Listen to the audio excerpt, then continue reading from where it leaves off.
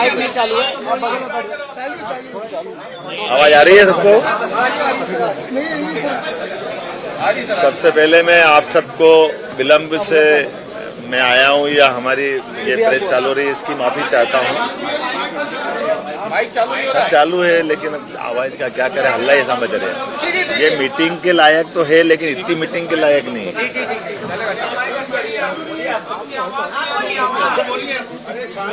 सारे लोग शांत हो जाएंगे तो आवाज आएगी। दो रखोगे। हम आज इस पहली कैबिनेट के बाद में मैं आप सबका स्वागत करता हूं।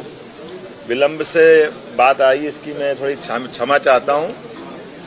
2, 3, 4 बड़े, वैसे तो हमने काफ़ी निर्णय आज किए हैं इस कैबिनेट की बैठक में, जिसके माध्यम से दूरदृष्टि से, दूरगामी दृष्टि से स्टेट के लिए वो बड़े सबके लिए हित में भी रहेंगे।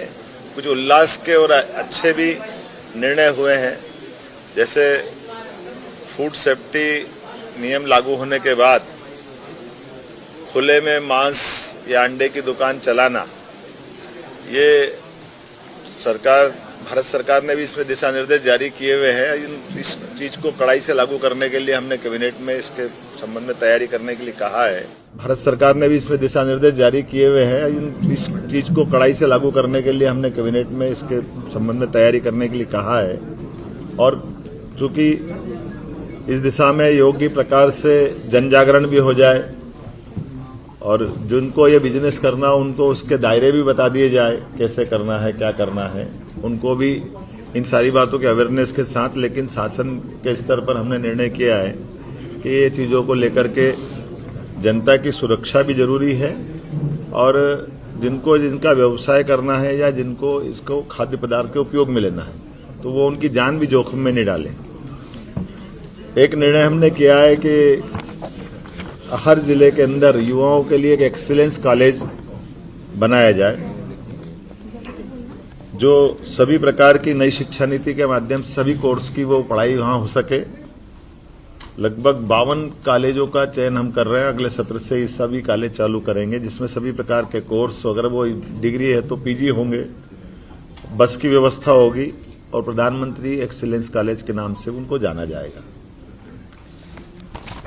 एक निर्णय हमने किया कि ये जो डिग्री, मार्कशीट और ये सब डॉक्यूमेंट्स को अवेयरने के लिए बच्चे परेशान होते हैं, कई बार जाने आने के लिए सारी झंझटें होती है, कई बार नकली लोग बना लेते हैं, तो डिजी लॉकर चालू करा रहे हैं। हमारे सभी प्राइवेट यूनिवर्सिटी, सभी कॉलेजों में दस्तावेजीकरण के आधार पर हर एक कोई किसी को चेक भी कर सकेगा और उनका अपना दस्तावेज का वो सुरक्षित एक डाटा भी बनेगा।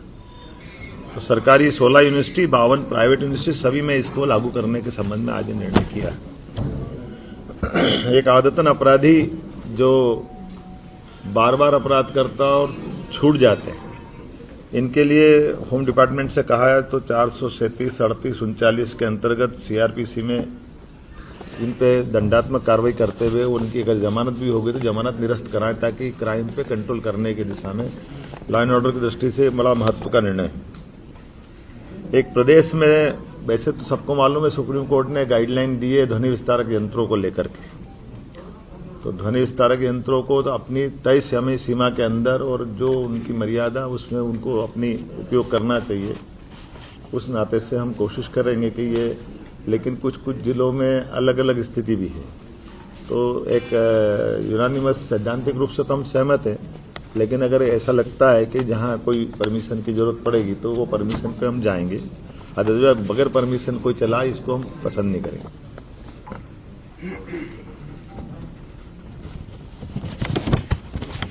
साइबर तहसील तेंदुपत्ता संग्रहण के लिए 3000 की प्रति बोरा की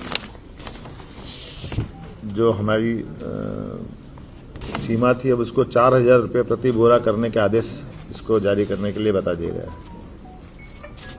एक साइबर तहसील का दायरा भी 1 जनवरी 2024 से कोई भी अपना दस्तावेज का पंजीकरण कराता है, अर्थात रजिस्ट्री कराता है, तो अलग से नामांतरण कराने के लिए जाए वो परेशान हो, इसके बजाय जैसे रजिस्ट्रार ऑफिस में रजिस्ट्री कराएंगे उसी समय उसकी सारी प्रोसेस नामांतरण की भी हो जाए। तो ये एक सरलीकरण है जिसके माध्यम से एक ऑलरेडी दस्तावेज बन रहा है, तो बार बार अब विभागों में नहीं जाना चाहिए, इसी अपेक्षा से। योजना जारी रहेगी सर, ये मस्जिदों से लाउडस्पीकर हटाए जाएंगे क्या? मस्जिदों से लाउडस्पीकर हटाए? मैंने सभी धार्मिक स्थल की बात कही। मंदिर भी मस्जिद हमने कहा कि धार्मिक स्थल पे अगर कोई इस सीमा का उल्लंघन करेगा सीमा तो उसके लिए कार्रवाई करेंगे। सर मेरा सवाल अभी विषय तो हमारे बाकी है। मुख्यमंत्री जी होगा, हमने लगा है 15 दिन के अंदर इसमें रिपोर्ट मांगी है और इस पे एग्जीक्यूशन कर रहे हैं। आखिरी आपको जानकारी और देता हूँ, सीएम सर भगवान राम के मंदिर का गर्भगृह का प्रवेश का बड़ा कार्यक्रम 22 जनवरी का होने वाला है और हम सबका सौभाग्य है कि हम सब उसके साक्षी बन रहे हैं। लेकिन हम ये भी नहीं भूले कि जब राम मंदिर आंदोलन में कार सेवकों के ऊपर यूपी की बॉर्डर पे जो अत्याचार हुए थे, तो वो खराब दौर था, कठिन दौर था और उस कष्ट के समय के बात को तो अब याद करना भी कठिन है।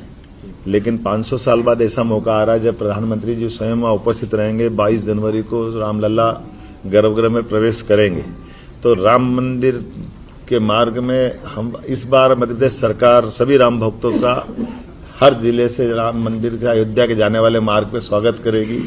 हम उनका अभिनंदन करेंगे, तिलक रोली लगाएंगे, उत्साह के साथ हम इस पूरे आयोजन में सम्मिलित होंगे और प्रेरित करेंगे कि इस पूरे आयोजन को अविस्मरणीय बनाया जाए।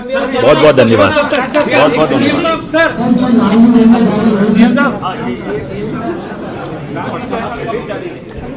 के लिए पहुंचे मुख्यमंत्री मोहन यादव को आप सुन रहे थे। जो पहला कार्यभार उन्होंने संभाला, सबसे पहला जो निर्देश था वो तेज आवाज पर प्रतिबंध का था।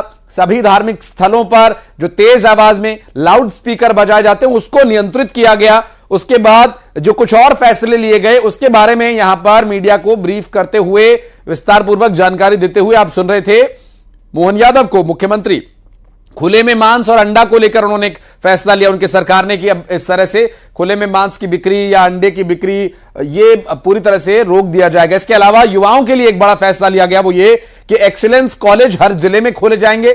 एक्सीलेंस कॉलेजेस के माध्यम से युवाओं को एक उन्नत शिक्षा देकर के, उनके हाथ में एक हुनर देकर के उन्हें रोजगार के रास्ते पर आगे बढ़ाया जाएगा। एक्सीलेंस कॉलेज का यह लक्ष्य रहेगा। इसके अलावा साइबर तहसील का उन्होंने जिक्र किया कि अपने कागजातों को बनवाने के लिए जिस तरह से लोग इधर उधर भटक रहे हैं उससे बचाने के लिए भी